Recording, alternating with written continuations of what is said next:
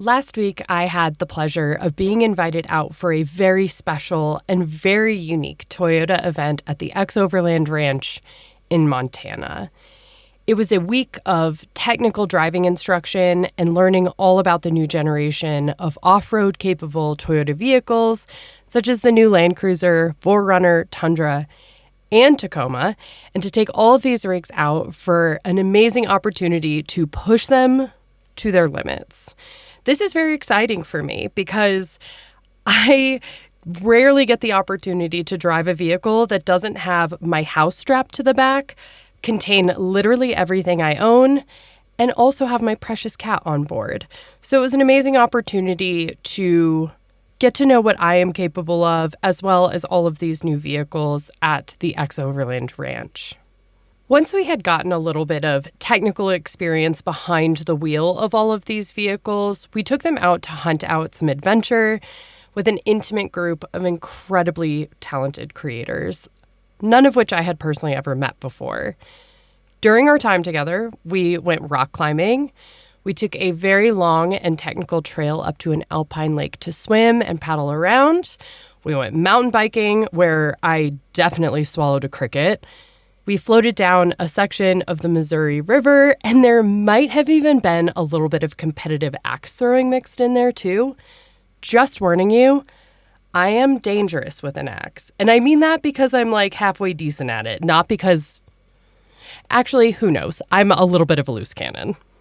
But on day 2 of this trip, one of the people happened to mention that he had never been to Montana before and he had never done any of the recreational activities that we were doing on this trip. And it was in that moment that it hit me. Each one of us were so incredibly different. Each one of us was coming from a completely different background, make different types of work, live in different parts of the country, but we were all connected by this deep and long-standing love for Toyotas, as well as pushing them to their limits. But beyond that connection to Toyota, I didn't really know what motivated or inspired each of these people. And I'm the type of person who, if I'm going to be spending multiple days with you out doing fun things, you bet your sweet ass I want to get to know you. So, to get to know each of them better, I decided to pull them aside one by one and ask them a single question. This question naturally led to some really interesting conversations.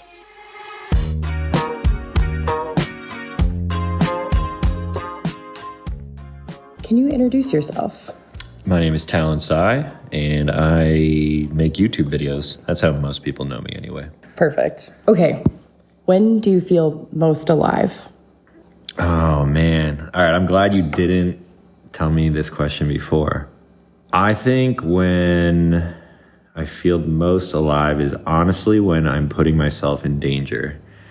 I guess I'm a little bit of an adrenaline junkie. I like things that go fast with wheels and motors. I like skiing and mountain biking, everything that we've been doing with Toyota this week. That's one that comes to mind first. As somebody who also, I would say, is a bit of an adrenaline junkie, do you feel that it gets harder to put yourself in that place? Is it a feeling that you crave? Yeah, I guess it is. I think it's one of those things where you're learning something new that is like, say, an extreme sport. You have crazy adrenaline right away because it's scary and you might be going down a big mountain or something, but then you get comfortable and you get better. And I feel like I have progressed with the things that I'm interested in because just ripping down a mountain doesn't give me the same adrenaline rush. So then I'm like, okay, I want to do flips and hit jumps and like just take it to the next level. So, yeah. Do you feel like you have to sometimes venture into new types of things to access that feeling? Yeah, and I do quite often. I feel like I've dabbled in a little bit of everything as far as like outdoor adventure sports go. Being on water is one that I don't do often. Wakeboarding and paddleboarding, anything on a boat really. I'm not a big ocean guy, and I don't find it there. I haven't done anything in the ocean where I like get a big adrenaline rush. Nothing? Not yet. I mean, grew up on the East Coast, so I didn't have like any great surf where I was around. I've never properly tried surfing before. So maybe surfing. I think that's next. I think that's next. Yeah, I should do that when I'm in Hawaii. Hi, I'm Matt Littlewood, Australian now living in Canada. It's usually about 2 weeks out on an overlanding trip or a road trip or some sort of trip. After about 2 weeks alone with myself, I then kind of get in a groove and find myself the most creative and at home and at peace with myself and where I'm going. So do you feel like it takes time to settle into that place? Yeah, I do. I feel like it takes a little bit of time to decompress, a little bit of time to have that, get over being alone to get over being lonely on the road, and then find myself happy with being alone. And then I thrive with my company. And then it's just hanging out with my best friend, basically. You're your own best friend? Well, like after 2 weeks on the road, yeah. For the first 2 weeks, absolutely I'm not. I'm like trying to figure out what I'm doing. And then it's great. That's adorable. What do you feel like you get out of that experience, kind of moving past like this discomfort of being alone? And then once you settle into that place, like, yeah, what do you get out of that comfort with yourself? I feel like there's some sort of clarity that comes after going through that 2 week process. And then once I'm there, it's a beautiful place to be. And I just find myself the most myself at that point. Can you please introduce yourself? Yes. So I'm Adam Lovelady. I'm with Toyota Corporate Communications. I feel most alive doing adventure activities. I find myself, I've always been drawn towards exciting adrenaline from a young age, jumping off things, jumping bikes, right? And got heavily into skateboarding as a teenager and got into cars heavily, fast cars, drifting, those types of things. But I had I'm from the Ozarks in Missouri, so nature was accessible, right? So I was from a city, but I could get out to nature.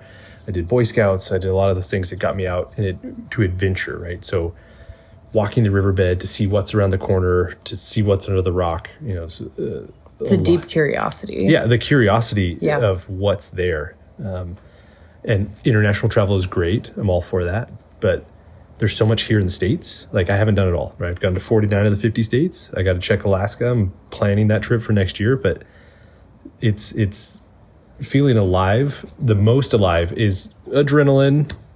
I'm also a parent, so there's slightly another aspect of that, right? Having kids, and that's deeply rooted in who I am. And so now it's the next generation, and seeing them experience the world and finding joy in that journey as well makes me feel like different. I've got 3 kids. They're all very different. Their hobbies are very different. Their personalities are very different. So what my daughter finds interesting and feels accomplished at makes me feel alive, which is very different than my boys. All right. Can you please introduce yourself? My name is Hmon Reynolds. I'm 26 years old. I'm a professional skateboarder, and I like driving trucks. I think that the 2 big things, they're a huge part of my life, is skateboarding and surfing. I feel the most alive when I'm in the ocean, because there's just so many activities that has to do with the ocean: surfing, diving, fishing, cliff jumping, swimming, body surfing. Everything like that just really makes me feel a lot at peace, but at the same time just most alive, because I feel like I'm in my element 100% out there. And I don't know, it's like this crazy feeling to explain that I just am obsessed with, and it draws me back every time. So I guess that would be the answer to feeling most alive. But also skateboarding too, which is like completely opposite, because it's on land and on concrete, and I feel most alive there because it's just the adrenaline gets me pumping. I do contests and I learn tricks and I fall on the ground and I have to get back up, and it it keeps me driven to want to be alive and like continue living the life that I live. When I would compete in skate contests, huge contests, thousands of people watching, and I would get super nervous in the beginning and like the butterflies and everything like that. And then my dad actually was the one who helped me realize this. He would always tell me, like, if you're nervous, just remember why you're here. It's because you love to skateboard. And every time I like will remind myself before I drop in to take my run is like, I'm here because I love skateboarding. It's not to win. It's not to show off. It's not to beat the other guys. It's because I love skateboarding, and everything drowns out. And those are the times I land like my best runs and hopefully win the contest. Yes, I'm Casey Knox, and I create content on Instagram. I have my own company. It's a snowboard product, so I mainly just create snowboard content. I feel most alive, honestly, anytime I'm on a board. So I'm big into snowboarding, riding the park mainly, and then wakeboarding, riding the park. I feel most alive just because I'm just like in the moment. I'm not thinking about anything else. I'm just there living. And I can like push myself. And I feel like when I push myself, I get like this adrenaline and I just try new things. And that's when I feel like the most alive. Well, that's amazing. So I'm assuming this is something that you started doing from a young age. Yes. So I started wakeboarding when I was like four or five. Oh my God. Little Grom. And then I actually didn't start snowboarding until I was 20. Oh, wow. Yeah. But I started wakeboarding in the park. So you hit like features, and it transfers over to snowboarding. So the first year I was snowboarding, I was already hitting the park. Hi, my name is Nathan Kokus. That is a great question. I mean, it's one of those where you really need to think about what's important to you. For me, I'm a family man. I love, being around my family as much as I can. And as my kids get older, I grow up with my wife. We've had great experiences and we continue to have great experiences, but they're changing now. I've got a kid that's in his last year in college, and then one that's going off to college, and we're going to be empty nesters. So it's an interesting life stage, and we've had a lot of fun family vacation. So I guess all that setup is to say, we have a chance to go somewhere new. It's all based around travel and doing things as a family and having those new aha experiences as a group, as a unit.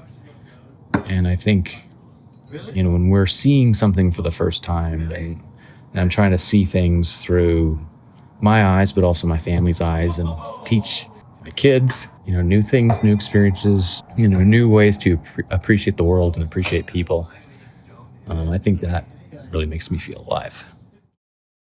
Yeah, so my name's Micah, and I'm a senior producer at a publication called TFL, stands for The Fast Lane, and we do car and truck reviews and everything in between.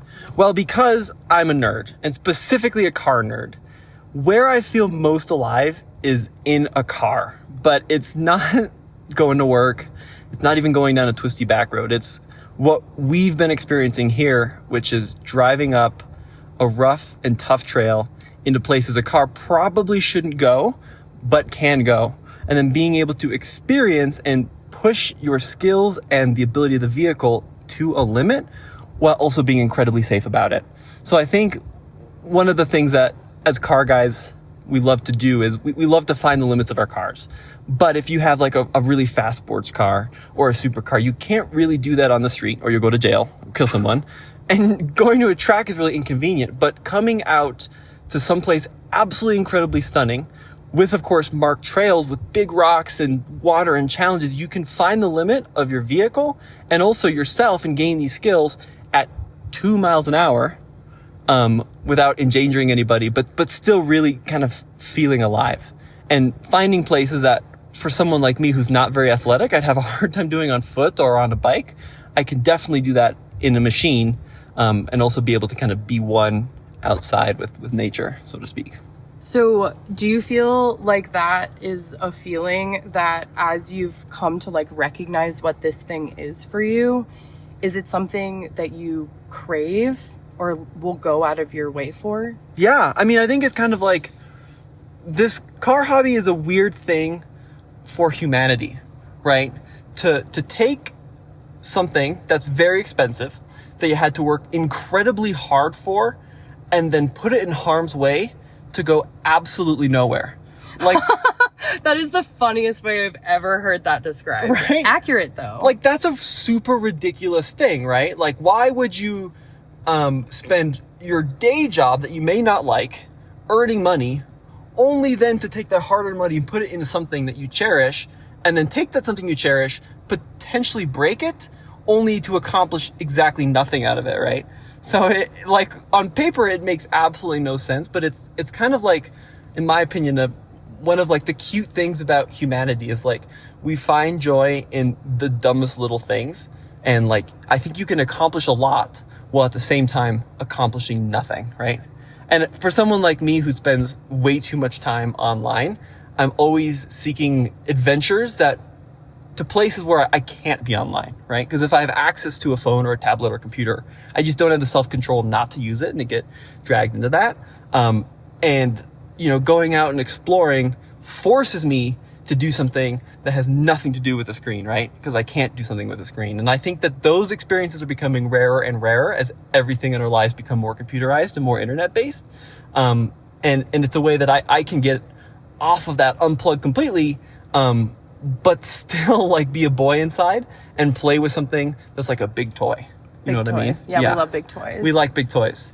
So I feel like the best way that I have ever been able to describe like what you're getting at is I feel like I have to go out to go in. Okay, I so like that. I have to go out somewhere and like have these experiences to like learn lessons about myself and like what my limitations are, what I'm comfortable with, and ultimately like what I'm capable of. Because I think that really and truly at the base of what all of this is I think that we're just trying to push our understanding of like what we are capable of and just like figure out what the edge of our comfort zone is. And ultimately when you stand there and you stand at the edge of your comfort zone for long enough, that's when you start to realize that you can push it. Ooh, I like that. Further. You're kind of expanding what is comfortable and uncomfortable. Yeah.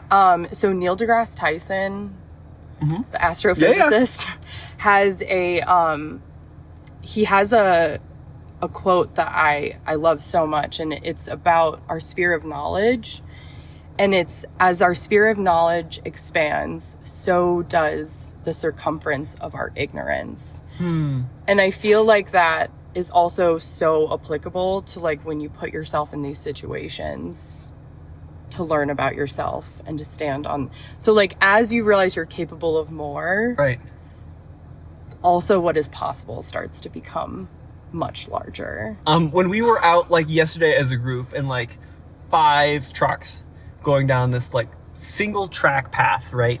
Like it was a really fun, easy day. There were very few chances to kind of get injured, but we had a few obstacles to push ourselves through. But like I think it's interesting that the thing that stood out the most about yesterday was something that you did, right? Which was the most uncomfortable part of the day, is when we ran into this big group of other people and 8 other vehicles trying to go up the same way we're going down. And it was like a cork in the bottle situation. But I think that, especially you, Mac, you really shined in that situation where like, that was the human aspect of yesterday, right? Where you were forced to have kind of what could be a very uncomfortable confrontation with somebody in a very uncomfortable situation, but then you have to work through that human side of it. Like, how do we solve this mutually without getting super upset about each other? So like the biggest challenge yesterday wasn't the truck or the trail or the altitude or the time or the bumpiness or the tires or whatever. It was like that human interaction. And I think that was a good example of like, you really stepped up. And that was like the most memorable part of the whole day. It was not like how this Toyota crawled over a rock, as it did it 1,000 times, but it was like, that was a good example of kind of, if I was in your position, having to push that comfort zone to kind of expand and as a person. And then that was what really created the memory. Oh, thank you so much. Yeah, it was really cool. I appreciate that. Yeah, that was definitely an uncomfortable situation. Yeah, right? But yeah, I feel like, I think that the more you spend time being uncomfortable, the more comfortable you get with being uncomfortable. I like that. If that makes sense. Yeah. Let's take a quick second to get on the same page. I think that we can all agree that coolers weren't working. They're too bulky, too heavy, tons of wasted space. But Dometic has rebuilt them from the outside in. Recon is a cooler system that is 30% lighter than roto-molded coolers, making them lightweight and durable. Recon also features a vehicle-optimized system, so they're stackable, packable, and can be strapped down. My personal favorite is the dual-opening, removable lid, which allows you to access the contents no matter where you have it stashed. When you venture out for a trip into the unknown, no two trips look the same, right? So why pack like they do? Recon is a cooler system designed and built to flex with you. Pack more in, chill smarter, keep moving. With Recon by Dometic.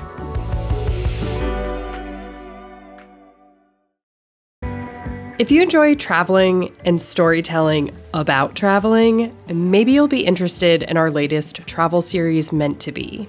The 6-part series follows our journey through Western Canada and the Barrier Islands as we check off our final bucket list destinations in North America. I don't want to give away too much, but I can say if you're listening to this podcast and you find some of the themes that we explore interesting, something tells me that you'll enjoy the series.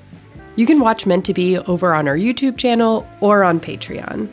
Our Patreon community gets to watch episodes 1 week early and has access to a prologue episode for the series, as well as a whole bunch of other stuff too. You can find all the details for both of those shows in the show notes of this episode, and I hope you enjoy. So my name is Chloe. Right now, Mac and I are on this really cool Toyota experience trip. And the way I got connected with all this stuff is I make YouTube videos specifically about the Toyota Tacoma. So really in tune with the whole Toyota truck community. I have 3 Tacomas I'm building right now on my YouTube channel, and it's been a lot of fun. And also, you know, the reason I love Tacomas is because they take us to really cool places. So what's really awesome about this whole trip is that our Toyota trucks enable us to do cool things, and there's a lot of crossover with our hobbies. And yeah, there's many scenarios where I feel alive. I feel like I can be put in so many different situations where I just feel alive in the sense that I have really high adrenaline, in the sense that I'm so focused and in tune that everything else outside of me almost doesn't exist, yet it's the most grounded and alive I feel. Like sometimes when even on mundane days at work and I'm just doing my everyday routine thing and I just am like so deep into what I'm doing, I can just feel alive. But honestly, in the context of what we're doing right now, I would say one way I feel most alive is driving my truck. And there's kind of a backstory to this, so hopefully I don't ramble on too long. But basically, in high school, I always wanted a truck. All my friends had trucks. And we would take them out to the desert, and I would always be sitting in the passenger seat. Actually, Mac, where you're sitting right now. And I would always want to sit in the driver's seat, and we would take these trucks out to the desert, and they would just rip them. And I dreamed of the day I could sit in the front seat of whatever vehicle that was capable enough of ripping through the desert and just gliding through and seeing nothing around me but emptiness, and sand muffles sound. So it's almost like the sound of silence, but also you hear every part of the vehicle and you feel yourself like launching all the way in the back of your seat. So I dreamed of that for so long. And speaking of Toyota Tacomas, when I finally bought my first Tacoma, I got to live out that dream. And I would say that moment of the first time I took my own truck and sat behind the wheel in the desert was one of the, it's a top 10 moment of my life where I just felt the most alive and enthralled and everything and nothing all at once. I think that that's amazing. I think that what you're like hitting on, what that feeling is, I think it's flow state. Yes. Where just like the rest of the world drops away and it's just you and what you are experiencing in that moment. Is that a feeling that you crave? Always. Always. Love feeling in the flow state, because for me, I almost feel like it's so hard for me to focus on one thing, and I get overstimulated so easy. So those moments when sometimes I don't even realize it, but when I do realize I'm in the flow state or have that same feeling and realize that that's what's happening to me, I recognize that as a really special moment. And I always just take a mental photograph almost of it. I think that that's so beautiful. And I think that what is so interesting about this group is, despite the fact that we're all so different, do such different things, coming from such a different background, is that I all feel that we are deeply motivated by that feeling. Always. Yeah. I totally get that sense from this group. And I'm really curious to hear what other people's answers were when they felt, quote unquote, the most alive. But yeah, I relate to everyone in this group in the sense that when we see something and want something, you can like see it on our faces. Like even when you were spotting me yesterday, that was like a little flow state too. That should have been my answer. No, I felt alive. I feel like, no, you're so right. And I feel like, I think that it's always so amazing to like be locked. I feel like it's more common to be locked into a flow state by yourself. I think it's an easier place to reach when you're totally alone. But I think it's really special when you can go into that place with someone else. And I feel like we did that yesterday. Absolutely. Yeah. That was so we fun. Totally did. That Yeah. was like a moment of, yep, you and me. And, you know, the truck was there. The world was there. The rocks were there. The people were there. It was just you and me against the world, girl. Yep, I love that. My name is Matteo Ianotti. I'm the founder and owner of Tacoma Beast and Yoda Force. And I've been doing it for 13 years now. My question for you is, when do you feel the most alive? I feel the most alive when I do the things that I want to truly 100% do. When you say 100% do you mean like you feel 100% invested in it? Well, you know, you kind of... sometimes you fall victim of, you kind of generate this like vicious cycle one way or another, right? Like I've always done what I wanted to do. So with the Kokus, for example, I built this monster of a company that sort of put me lately I realized it put me in a situation where I was it became very 1, 2, 3, right? Like go to the office, go exploring, right? And you kind of fall into this vicious cycle, no matter what. So it's like breaking that cycle and just being like, okay, I got into it, getting out, going to your, being uncomfortable, right? By doing what you want to 100% do, right? We all have things that we want to do. And for some reason, we always find an excuse not to do them. And I find myself that every time I'm like, no, this excuse that I'm putting myself right now is like, doesn't make any sense. Let me just go and do it. And when I do it, that's when I feel the most alive, you know? It's when I pass all of those roadblocks that we put ourselves and say, I'm done. I'm doing this. You know, I had this vision. I really want to do it. And you go and you execute on that. That feeling right there makes me the most alive. I'll tell you about like my favorite video that I've shot on the channel. Yeah, that'd be amazing. So I had this vision to shoot this like Tacoma that I kept seeing online, like doing cool tricks, but it was just like micro clips, like 15 seconds, 30 seconds, right? I was like, dude, this guy, like if I could get him on a sequence, I'm gonna be able to make such a cool video. And what did it take to get there? You know, I had to become his friend. Hopefully the guy liked me and hopefully I liked the guy, right? So you start to think of all these things that are like, well, maybe he doesn't like me, or maybe like, let me not reach out, like all these roadblocks. And the most alive I felt was when I actually executed on, didn't overthink it, made it happen, went there, shot every single shot, like me hanging off of a Forerunner, holding a gimbal, capturing the shot because I didn't have the right equipment for it. Right there, that moment, I would pinpoint it to, that's when I felt the most alive. Like just seeing this Tacoma fly like 2 stories in the air coming right at me. And I'm seeing it on the screen. That moment right there, I would describe it as like, I'm living right now. Like, holy cow, I can't believe I just did that. It was a combination of a bunch of steps that led me to that moment. And it's like you're able to take a deep breath and be like, I did it. And it's very short. That part kind of pisses me off sometimes. Like, I wish it could be a little longer because I worked so hard for that one moment. But that little microsecond means the world, you know? And we're kind of chasing those little microseconds, I feel like.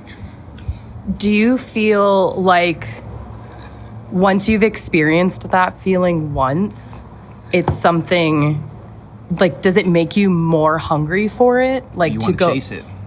100%. 100%. And you're not always going to get it. Because, you know, there's going to be times where a lot of things go wrong. And that right there, like, I think overpassing that, like, you went as far as, like, you know, executing on it. You didn't doubt yourself. You went fully through, and then that one shot you were trying to get, which has happened to me, like the story that I almost broke my back, you know? Yeah. Like, I literally went there as far, I almost broke my back, and then we didn't get the landing. Like, that right there, in a way, is also a motivating factor to want to keep going, right? You didn't land it, so now you're chasing it. You know? It's a lot of fun. But I do want to say, you have to be careful not to chase that too much to the point where you burn yourself. That's very important, because one can easily chase that to the point where you end up in a place, you could end up in a place where you sort of get lost in the way, because you, for a while, maybe you don't land it, or it takes a little longer, and you keep wanting to chase that shot, you know? Yeah, I feel like I can definitely sympathize with that feeling, because it feels like you kind of lose track with the reason why you're going after it at all. And I feel like that has happened multiple times in, you know, my life and my career. But I feel like, you know, sometimes you just need to take a step back and reevaluate. And, you know, was my motivation pure, so to speak? Like, what was my motivation behind it? And like, sometimes, you know, you just realize that you need to pivot. Maybe it's not the goal. It's not like what you're after anymore. But then also sometimes I just feel like taking time and space gives you a little bit of clarity to reassess the situation and maybe just like figure out a new way to approach it with a little bit more clarity and understanding, to maybe overcome some of those barriers that prevented you from like making it happen in the first place. I feel like that's life telling you you already conquered that chapter in your life. Now it's time for your next phase. Like, you've already chased that chapter of feeling alive, right? And you've proven to yourself multiple times that you can get there. You can get that, you know, couple seconds of feeling alive. But keep chasing that specific chapter gets you burnt out. And that's life telling you, go to the next chapter. Like, give yourself a much bigger challenge. And it's so uncomfortable. It is so uncomfortable. You're telling me everything I need to hear. No, 100%. I completely agree with it. It sucks. Completely agree. No, it totally does suck. So I know that, so you mentioned that it pisses you off that it's so fleeting, but do you get satisfaction from just like the knowing that you have persevered to the point where you've gotten yourself to that position? So like, to allow you to have a little bit more long-term satisfaction from reaching that point, rather than it just being about the moment itself, and the fact that you have now had that experience. And once you've had an experience, nobody can ever take that away from you. Like, that's something that you carry with you forever. And it's something that no matter how hard you try to explain it to someone, they will not be able to truly 100% understand it unless they've experienced something similar. Yeah. You know what I mean? Like, I'll never truly understand what it was like for you, let's say, to land your first, you know, series, and you landed and you're like, I did that. You know, that second when you felt the most alive, whether it was when you dropped the video or when you were filming it or when you were editing it or whatever it might have been, right? I'm never truly, you could try as hard as you want to explain me, I'm not gonna get it. But I'll be like, Mac, I know exactly what you're talking about when you say you felt alive. Yeah. You know? During the interviews, Chloe actually asked me what makes me feel alive. And it's funny, it hadn't even occurred to me to include my own answer, but, you know, since I was putting everyone through this experience, I figured it was only fair that I share mine in return. And, you know, I think that if you would have asked me this question before I headed out to Montana for this event, I think that my answer would have been my typical answer. I feel the most alive when I'm outdoors, when I am doing any one of these seemingly millions of outdoor activities that I love, that I have truly built my life around doing all of the time. I love to be challenged physically, mentally, emotionally. I think that that is where I do my best learning about myself. But the funny thing is, as I continued these interviews, it started to dawn on me that I actually have a very different answer to this question. And for whatever reason, I think it's the one that I would never tell people, but is probably the more accurate and the more genuine answer. And I feel the most alive when I am connecting with people. I love nothing more than to sit across from a person and have a deep and complex conversation. I love them because it is this unique opportunity to get to know someone, and the whole rest of the world just drops away. It's you, it's them.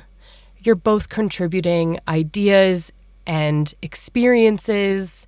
I just think it's so rare that you get the opportunity to have someone's undivided attention. And so it's just this beautiful opportunity to learn about them, but also their perspectives and life experiences are an incredible way to learn about yourself in return. I just love collecting people and their experiences and their perspectives, because then I can take a little piece of them with me everywhere I go from here.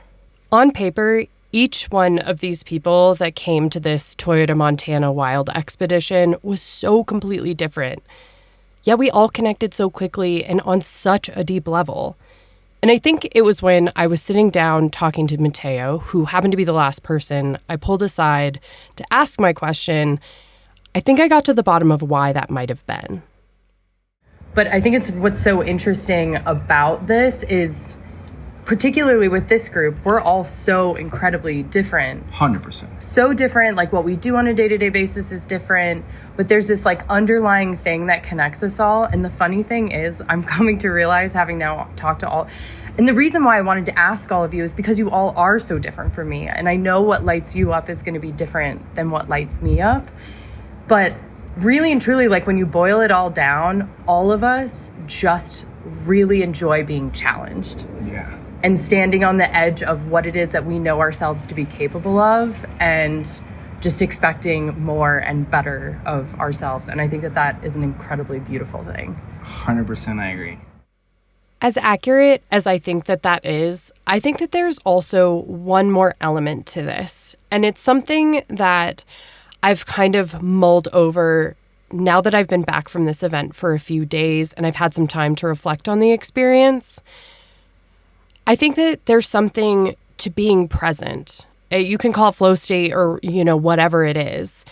But this state where the rest of the world drops away and it's just you and maybe like one or a few other people having this experience, and the rest of the world just doesn't matter. We live in a world that is so full of distractions, and your mind and your presence can be pulled in 1,000 different directions. But when we have this unique opportunity to just really be in the moment, I just think that we as humans really thrive in that place.